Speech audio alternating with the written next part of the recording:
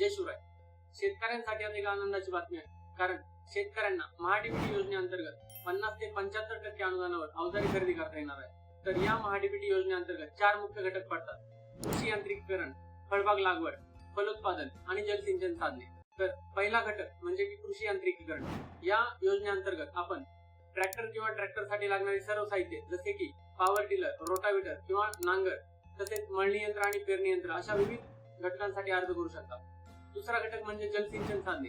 जलसिंचन साधनांच्या अंतर्गत आता शेतकरी ठिबक सिंचन, तुषार सिंचन किंवा पीव्हीसी पाईप तसेच पंप संच अशा घटकांसाठी अर्ज करू शकतात.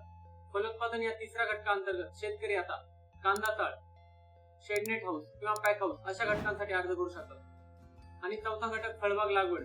या योजनेअंतर्गत शेतकरी आता 100% अनुदानावर आंबा, पेरू, डाळिंब इत्यादी घटकांसाठी अर्ज करू शकतात. अर्ज करण्यासाठी लागणारी कागदपत्रे कोणती? आधार कार्ड, बँक पासबुक आणि 7/12 अटक, तसेच आत्ताचे फार्मर आयडी कार्ड, अर्जदार कास्ट मध्ये असेल तर कास्ट सर्टिफिकेट इत्यादी घटकांची आवश्यकता पडेल. अशाच नवनवीन योजनांच्या माहितीसाठी माहिती बाय मयूर या अकाउंटला फॉलो करा. धन्यवाद.